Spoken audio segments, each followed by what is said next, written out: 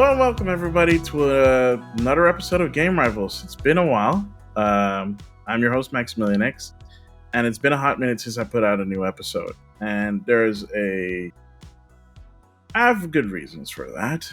I'm foregoing like the regular intro as per usual to basically address everything. I'm just gonna address it a little bit, and then we're gonna get into the episode itself. This is not gonna be a long episode. As you probably can tell from the minutes. But yeah. So after the last episode I did, I think it's been like at least over 4 months now. It was hard for me to get back into doing this. And part of it is I've been doing this for now 6 years now.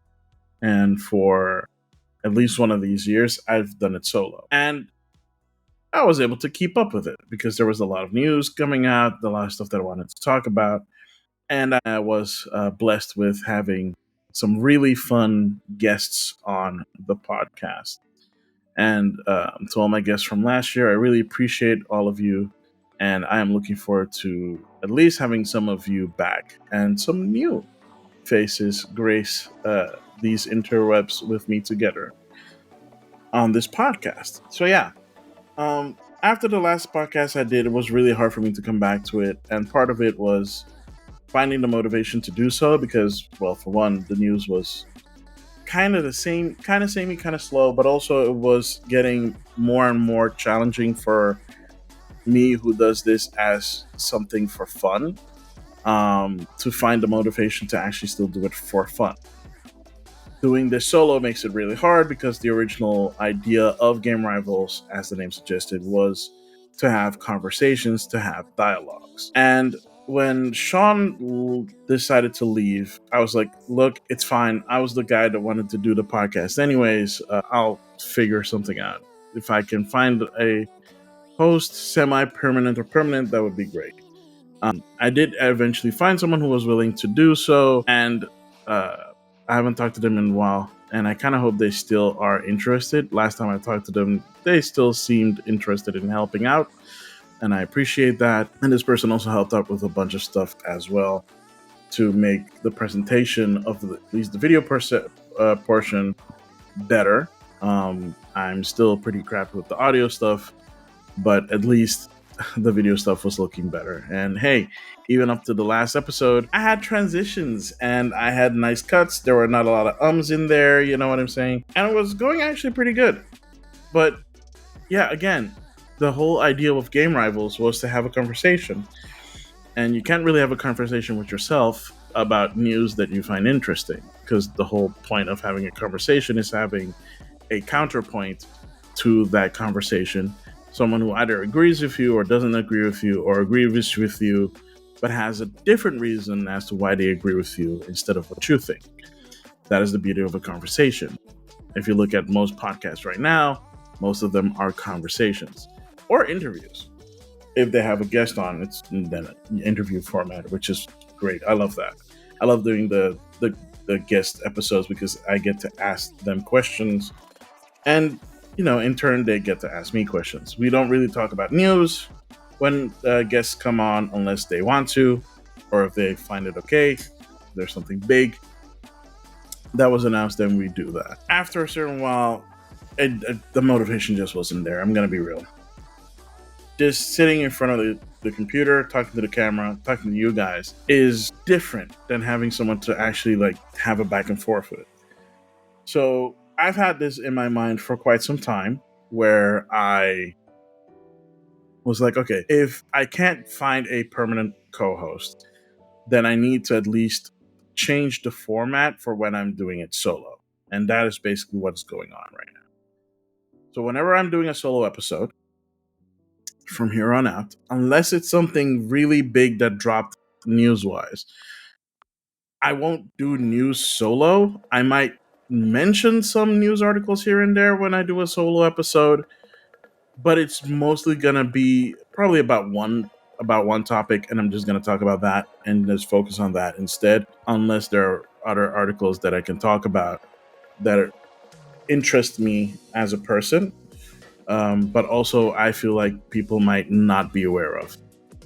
So you're going to have less news when I do it solo. If I can figure out the co-host thing, those will be the episodes that are going to be more news focused.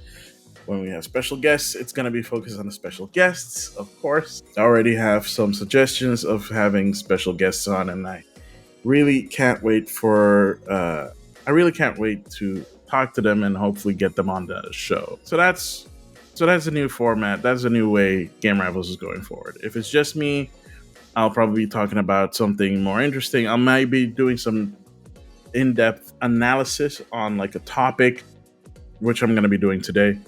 Well, not an analysis, but more of a prediction for a bunch of stuff, mainly the Nintendo stuff, but also a little bit about this PlayStation 5 Pro, because that's also a thing that still has to happen.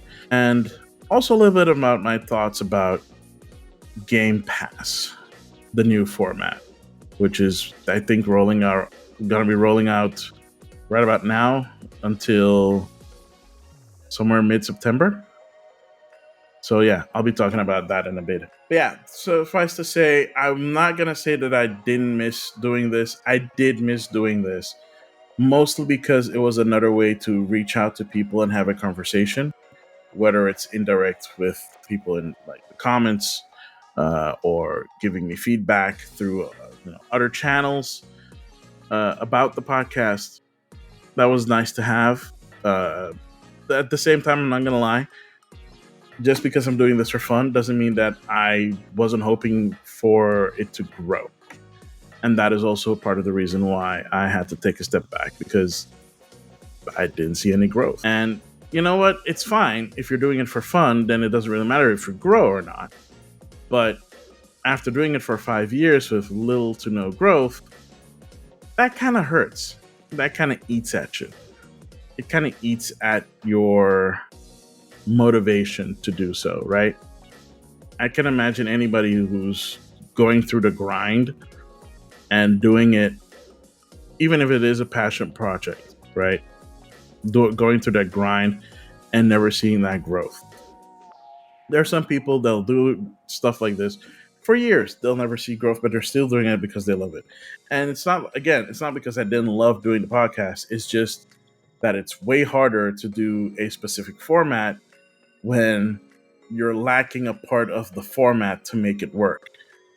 So that's honestly the reason. Those are honestly the reasons why. Missing that crucial aspect of having a co-host to banter off of and against and with, and also just a format that didn't work with it, and also just being burnt out on not seeing any growth. Again, just because I'm back, I'm not expecting any growth anytime soon or at all. But at the very least, I want to keep doing this as a way to hopefully start conversations or keep conversations going on certain aspects, or at least bring some different perspective on maybe stuff that you've heard of or what your own opinions are on it. Which is kind of funny because one of the things that we hoped would happen, and that's because at the time, I don't think that feature is there anymore. There was this feature where people could send in a message on anchor.fm, kind of like a call-in thing, and then you, as the podcaster, could use that as like a calling thing. Basically, you could essentially still do that if you like DM through some means and like make it available to people. One, I haven't figured that out yet, so I don't think that feature is going to come back anytime soon. But if I could do something like that, it would be nice, because mostly then I'd at least have something to show for it, and then also have kind of a conversation with all of you through that kind of interaction, which would be really nice. I don't know if I could do that or set something like that up. So that's one thing. Another thing is, I don't know if I would do this. There was this idea also a long time ago that to improve viewership and get more people, that me and Sean would stream recording the podcast, which I guess I could still do if I wanted to. I mean, I have the channel for it. If I remember the password. Oh boy, I really need to look up the password. But yeah, maybe that is an idea to go for. I probably wouldn't stream, like, I have the Twitch channel, but maybe I would just stream it to YouTube instead. Because, at least from my previous experience, from my recent experience, sorry, I have to say it that way. From my recent experience, live streaming on YouTube kind of works, or at least it gets more views. I don't know why, I don't know how, but it gets more views than I do on YouTube, than I do on Twitch when I go live. Which, not disparaging my fans on Twitch. You know, people come there because they really support me as a straight streamer.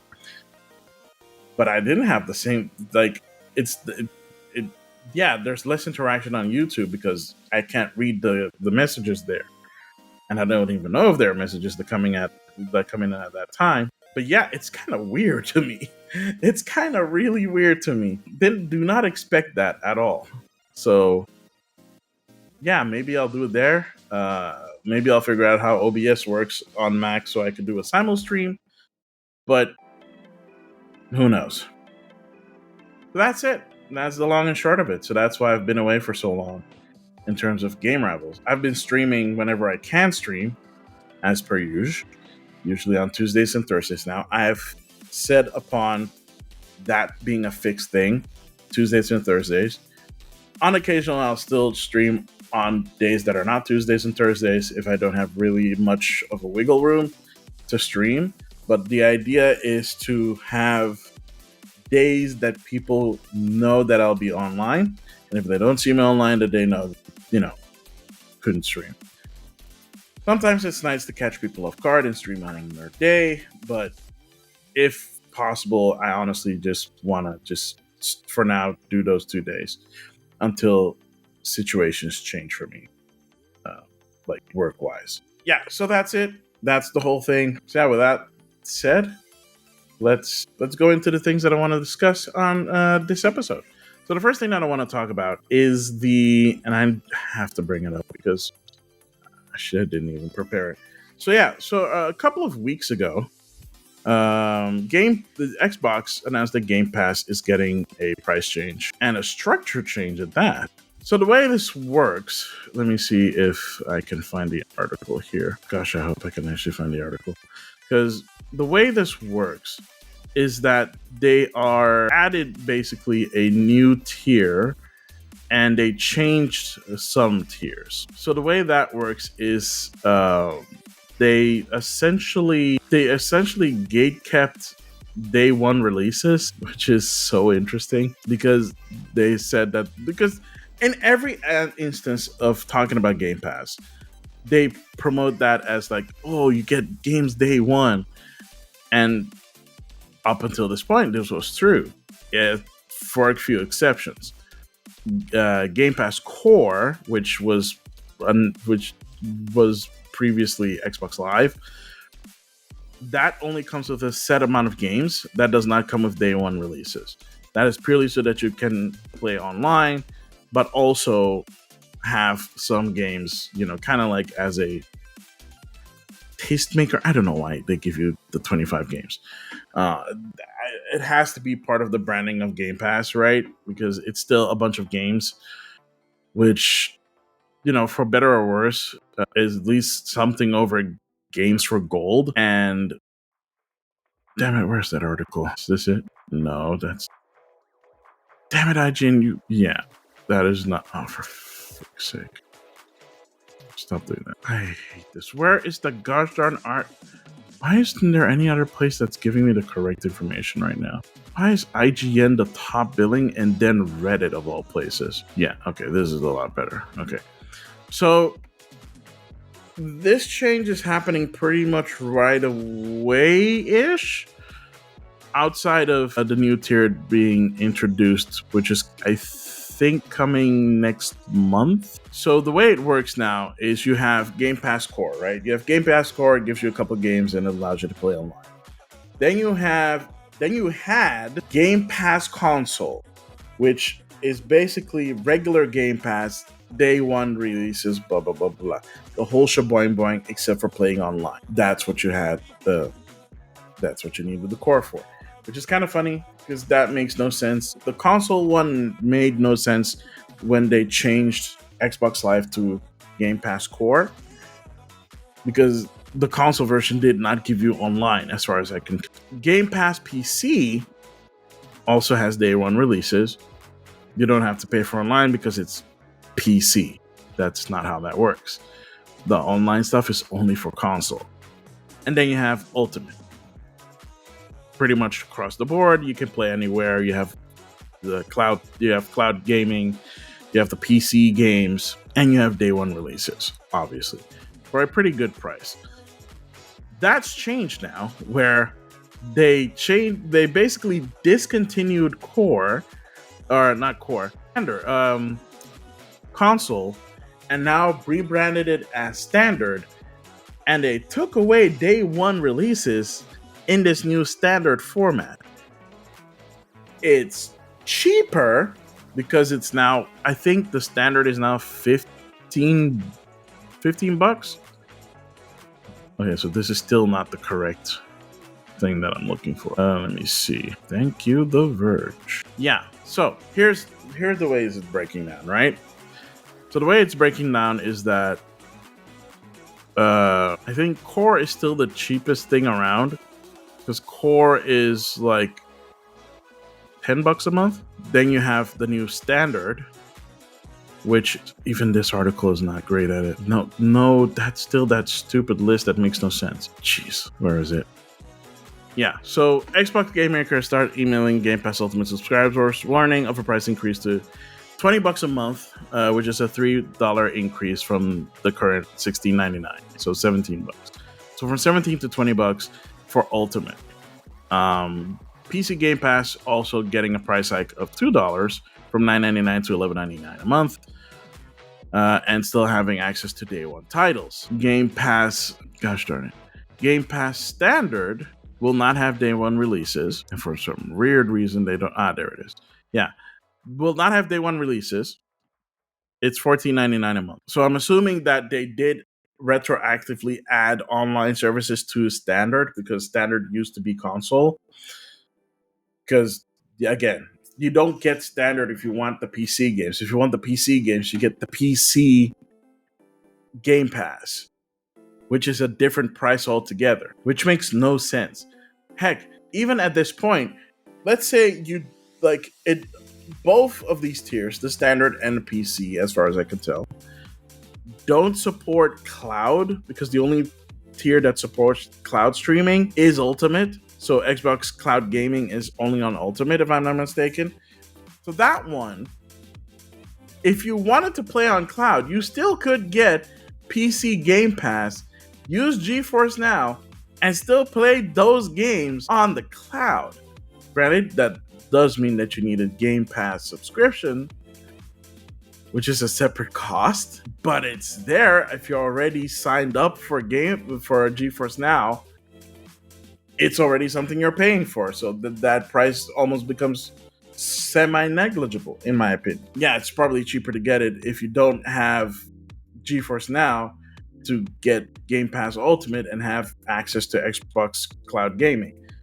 To be fair, in my opinion, GeForce Now works better than Xbox Cloud Gaming in its current form.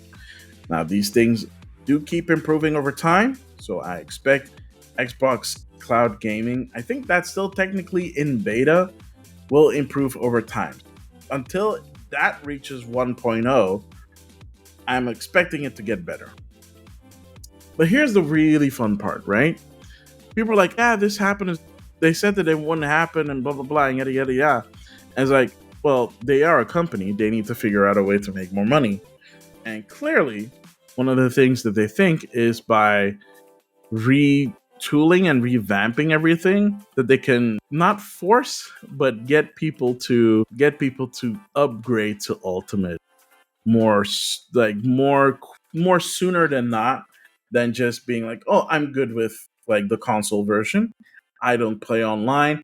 I don't care. The only thing I care about is the day one games. So if you care about the only way to go is either PC route, which again, like I said, if you want to play on other devices, through, like, say, GeForce Now, that's an option. If you want to just get it and have it available on every device that you own, like, for example, your Amazon Fire Stick, again, that is a really weird, besides the point. Point being is that if you want to have access to Game Pass on almost every device that you can imagine outside of, third-party consoles, Ultimate is the way to go. It costs $20 a month, which is, again, for what you get, is still a decent deal, but it's also really pricey in the grand scheme of things. Because now you're paying $20 a month for 12 months in a year, and unless you're playing games every month, it's kind of almost not worth it. It either forces you to play more games, which for most of us, we are adults, don't have the time for that. If you're younger, if you're doing this for your kid or for your family, and you're not the only one that's enjoying Game Pass, go ahead, I would say. I'd be like, that's a great ass deal. The only downside is that only one account can access the Game Pass, but if you don't care about like progression and stuff, if it's not online games that they're playing, then who gives a rat's butt, right? It doesn't really matter. Go ahead, go nuts. But if you're not playing games every month on your Xbox or on your PC, well, the PC is way more easier to justify now. If you have a PC, I'd say do that instead, because one, you probably don't care about cloud streaming because you have a computer that is more than capable of running all these games. If you have a PC that can run most of these games, get PC Game Pass and don't even touch Ultimate. If you have a console, you're kind of screwed because Standard is now absolute trash, or it's just there for people that I don't know who Core is for. People that want to play games online, like that. That has to be the only reason why that exists. Because as far as I can tell, I don't think that Standard has online, and it's kind of annoying because there's no real list of like what is in there. Maybe if I check out the website, maybe Microsoft's stupid website has like what does what, because all these news articles do not have that. So let's see if they actually added the new tiers or not. It doesn't look like they did. The website still says join for $1. Yeah. That's funny. Just show me the gosh darn tiers, man. Yeah, so it's still the same. It hasn't upgraded yet. Like I said, I think this is coming in hot on September. But for now, it still has, well, for now, the thing that is there, because it's not showing the console anymore, it only shows the two. It shows Core. So console has been discontinued, but for some reason Standard hasn't been introduced. So we don't know exactly what that covers. So if Standard allows you to play online, it makes sense. If Standard does not allow you to play online, like the console edition of Game Pass did not allow you to play online, it makes no sense whatsoever. The only real difference between PC and Ultimate, honestly, is just online console multiplayer. That's the only difference. So again, if you have a PC capable, or if you have GeForce Now that you're already paying for, PC Game Pass is the way to go. Because either you're installing that bad boy on your PC and you have a gaming PC that can take it, or you have Game Pass GeForce Now and you're doing it over the cloud and it works pretty smooth. So your choices are set. Core is only interesting if you're planning on buying your games anyway. So if you're that one guy that buys the one game a year, like Call of Duty or Madden or EAFC, you're pretty much set, right? You get Core, you get to play online, you're good. Ultimate is a commit. Also, they changed the $1 deal apparently. It's the first 14 days is for $1, then the rest is $19.99 a month. They couldn't even give you the dignity of the $1 lasting you the entire month as they did before. Also, a really annoying thing that they changed with all of this. So remember how people used to use the whole $1 thing to buy a bunch of them, basically buy 12 so that they have it for $12 for a year, and they'd stack it. There's no more stacking. That makes no sense to me at all. So PlayStation Plus still allows you to stack, thank God. If you've stacked before and you're set for at least the next couple of months or a year or whatever, good for you. That's great. Hi, same here. But if you didn't, now you're SOL. Makes no sense to me why you would take this away outside of closing a loophole that they used to have, which they already did by taking away the $1 for a month. They canceled that. And now it's just the first 14 days is $1, and then afterwards you have to still pay the full price per month. If you're already doing that, then why get rid of the stacking? The only other reason that I can think of is that they don't want people to buy a bunch of codes and then resell them for cheap or something. I'm not really sure how that would even work, because where's the profit in that? It's super weird. So this whole thing with Xbox Game Pass changing, honestly, I hate to say it, but it was kind of inevitable because they had to figure out a way to make Game Pass way more profitable. If they're gonna have less people using Game Pass or the same amount of people using Game Pass, they need to find a way to make a profit of it. So that means they have to increase the price. And they also have to make it so that people can't just, I don't know, buy more in one go so they don't have to look over their shoulder every month or every year. Still don't know why they took away stacking. But that is the situation with Game Pass. Oh my gosh, I talked way longer about that than I thought I would. So that's Game Pass. So the next thing I want to talk about a little bit, I'm not going to go into deep because there's still no new information about it, and that is the PlayStation 5 Pro as a new console that's supposed to come out. In the meantime, we did get an announcement during the summer Summer Game Fest, that there is a new Xbox coming out, an Xbox Series X without the disc drive, that's coming out in a new color as well. I don't know if the pricing of that is out yet. I don't know when that's supposed to come out because I don't think they announced a date, unless I was wrong. I could be wrong. Forgive me on that one. If I try to look that up, I think it's going to take another forever. So yeah, that is also happening because they all want momentum going into the holiday season. So I would assume that it would come out before Black Friday in terms of that Xbox Series X without disc. I don't know what they're going to call that, but discless Xbox Series X. It looks fine. It doesn't have a disc slot, which, yeah, they kind of like, that's the one thing I will say that Sony kind of did right with the introduction of the Slim, is that now you have a PlayStation out there that gives you the option of having a disc or not having a disc drive. And back when this was rumored and announced and blah blah blah, I always thought that was a good idea, a great idea. The only downside is that the drive is still expensive. So, and here I was hoping that at least the drive would be cheaper, so that once you eventually do go for like, hey, you know what, I want a disc drive, I want to have a physical collection again, you pay like $40 for it, but no, it's like $80 for that dang disc drive.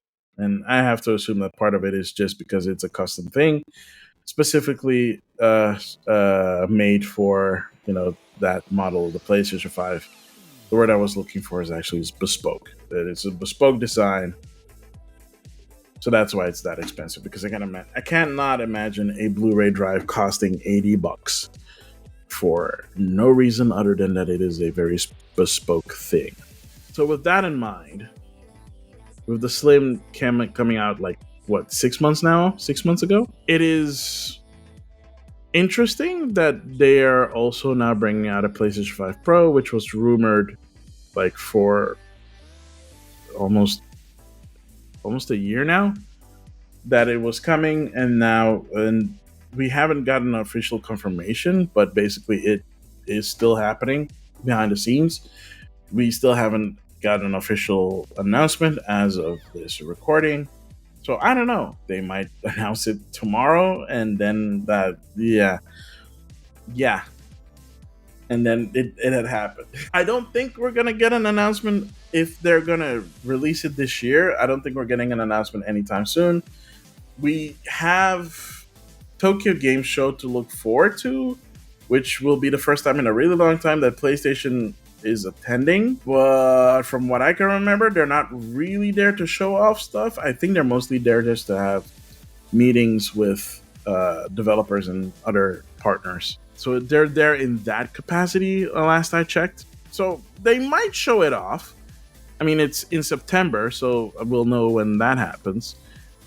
And that would be the perfect moment to announce it during TGS, because I think that's the last big showcase, big public showcase that they could announce something like that.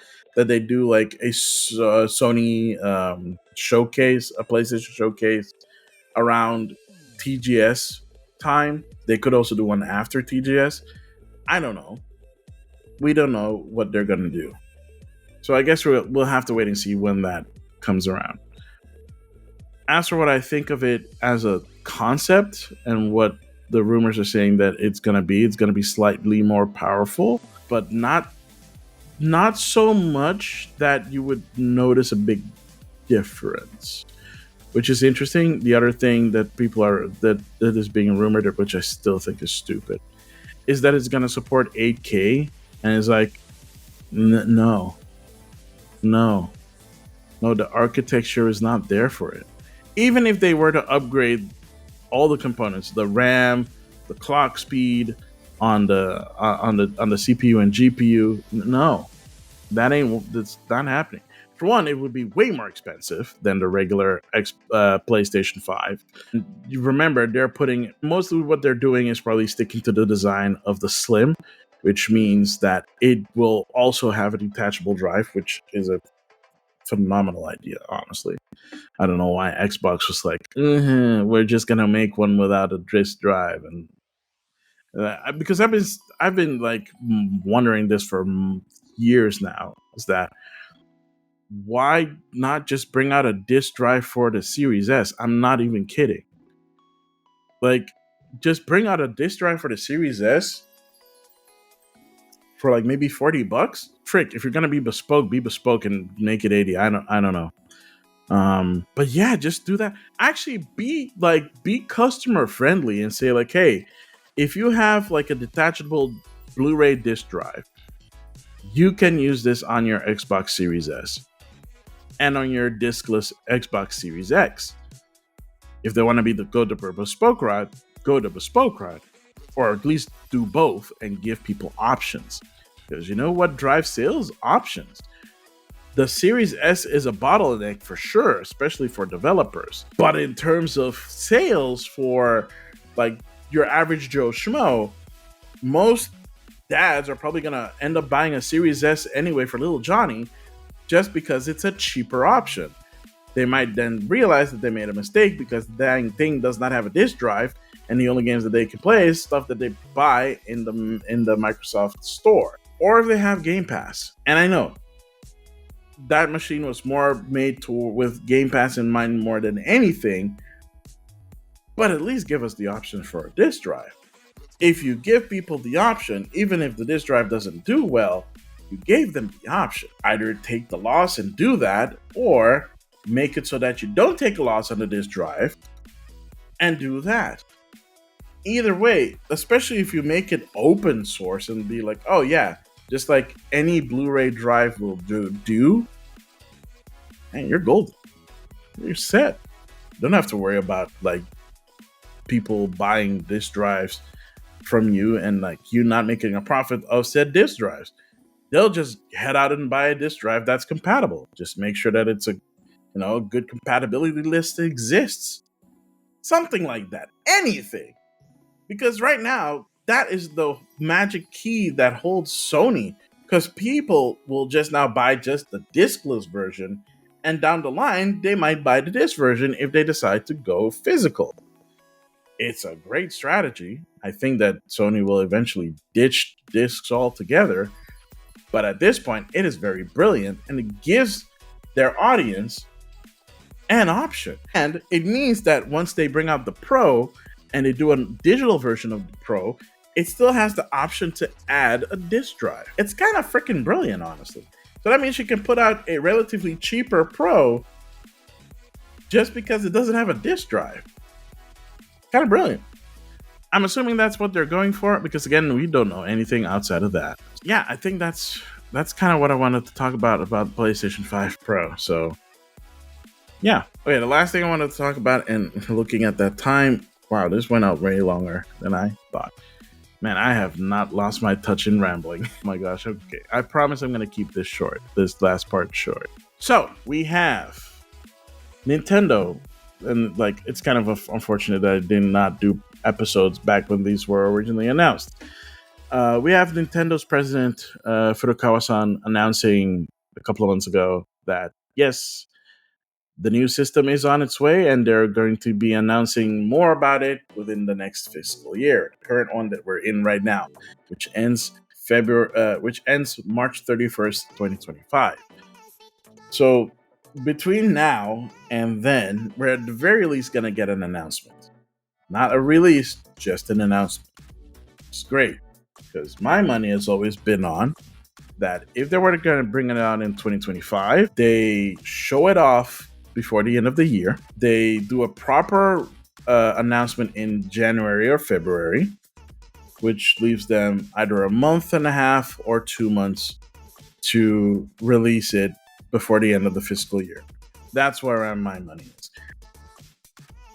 Although they did say they wanted to sell 13 million Switches before the end of the fiscal year.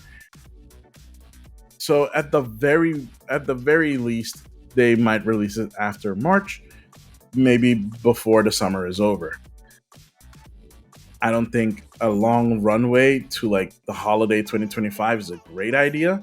So I don't think that would happen. But if that were the case, that means that they would announce it before the fiscal year's over and then properly reveal it, or really reveal it before the fiscal year's over and then properly announce when it's going to come out closer to holiday 2025.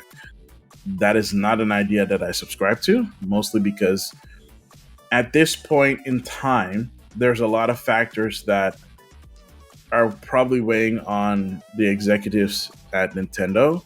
One is the weak yen, which the government of Japan decided to try and prop up by increasing the interest of the yen, and then subsequently almost crashed the entire gosh darn market in like a day.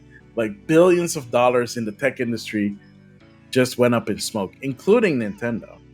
So, and like other like game publishers that are on the stock exchange, Square Enix, Capcom, and such.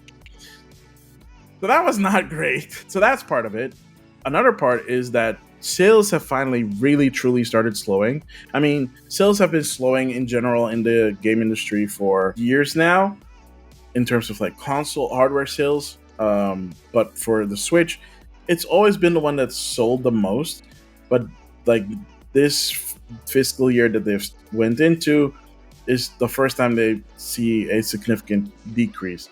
Probably because they said that they were making a new system and now people are way more cautious in buying a new Switch. If they've heard of it, if they haven't heard of it, then, they just buy it. But I'm thinking most people have by now that care enough to want to know about this, and they are now either waiting for that Switch successor to be announced, so they're not buying a Switch, or they already bought one, considering there's almost 150 million of them out there, which would be really nice if they could hit the 150 before the new system releases, because that would be a nice number for multiple reasons. But also, the way I see it still feels like they would have more opportunities to capitalize on it. For one, next March, the Switch will be 8 years old. My gosh, that is really long time. The only thing that was significant in the change was that we got a refined version of the Switch, which had a slightly better battery life, and the OLED and the Switch Lite, if you count that as well, which some people do. So it's like, the way I see it is that if they want to recapture momentum, because at this point the momentum in Switch sales has dwindled a lot, like a lot, and I think it's just gonna. I would be silly to not think that it's not gonna dwindle more and more over the next coming weeks and months. They might release another holiday bundle, which may or may not do well, because again, most of these bundles are bought by parents that are buying gifts for kids for the holiday season. They are not aware, unless they are very in tune into like video game news, or at least staying up to date on Nintendo news specifically. They are not aware of a new system coming out anytime soon. They might have a cautious inkling about it, but they are not aware. That's how I see it.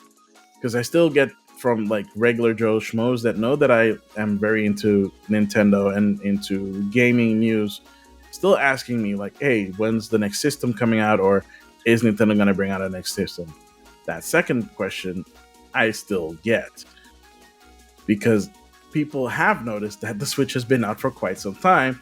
So they're either wondering if there's a new system coming out, or if it's safe enough for them to just pick up this one. And at least if the rumors are true, backwards compatibility is on the table. So yeah, if you want to pick up a Switch, honestly. Probably get one either used, or used where you know that it's guaranteed that it's working, not that it's broken, or get it on a good deal, because I'm pretty sure you can probably get some good deals coming up in the next couple of months. Maybe not now, but in the next couple of months, especially heading into the holiday season, you're probably going to see a lot of great deals during Black Friday. So there's that. So maybe look forward to those. As for what I think about the Switch 2, what it's going to be in terms of like what we've heard so far from rumors and whatnot, I think it's going to be a powerful system relative to the Switch. If we don't see like PlayStation 4 level graphics on like handheld mode, well, probably not, right? I mean, yeah, if we get that level of fidelity on handheld mode, that's already a plus in my book. Even if it is at 720p, right? It's about the fidelity, not just about the resolution. If it's still a 720p screen, but the fidelity of like a PlayStation 4 is there, I would take it. If it's a higher resolution with PlayStation 4 kind of graphics, let's go. The thing that people really want, and I agree with, is upscaling. I don't know how they're going to do it. I don't care how they're going to do it. If they're still, assuming that they're still working with NVIDIA, which is pretty much all but confirmed that they are still working with NVIDIA, then we, at the very least, should see DLSS being supported, and maybe FRS being supported, or any other kind of upscaling. We've seen Nintendo actively use FRS in their own games that have been released more recently. I think one of them was the Princess Peach game uses it. And what is the other game that came out before that? I don't remember. I think it was Mario RPG also uses FRS, and some other games before it also use a form of FRS to improve resolution and stuff like that. Not so much like upscaling, but just like improving resolution and fidelity. Like, yeah, if you're using an upscaler to improve fidelity, let's freaking go for it. If it also means that people can have outputted, then that's even better. Doesn't matter to me. I don't have a 4K TV. I might get one eventually, but for now, I don't have one. But for those that do, hey, this gives you another reason to upgrade from your Switch to the Switch's successor. Or if you've been holding out for a very long time, this is your time to get a new Nintendo system. If it supports that, right? We know for a fact that the Nintendo accounts will transfer over, which hopefully means that all games previously purchased will also be compatible. We also know that there's going to be some level of backwards compatibility, whether it's a complete support of the um, the library, couldn't think of the word, of the library or not is something that we have yet to see, or how they're going to do it, or like if they're going to have you pay more, which they did on the Wii U, which for virtual console games that you bought before on the Wii, you had to pay $1 or $1.50 extra just so that you could play virtual console games that you bought before, but now on the Wii U. Weird strategy. It kind of didn't work, but yeah, they did that. I hope they don't do that ever again. I don't think they will. The great news is that means that even though the Nintendo Switch Online apps, despite the fact that their libraries have grown slowly over time, and then for some reason this year they've been punching it up, including the expansion pass one, which is super weird because I feel like for the past 7 years as it's been out, the rollout of games for those subscription first services were either slow or trickled down to almost next to nothing. Like last year, they barely brought anything out, and then this year, there's like a whole bunch of games that came out, which is, I'm grateful for it, but it's still weird. There's no ebb and flow to. There's an ebb and flow to this for some reason, instead of it being a steady release. I'd prefer steady releases, but I'm assuming licensing is a problem. Outside of that, yeah, I mean, I like being surprised, so I'm just gonna let Nintendo surprise me, and what else they might think of.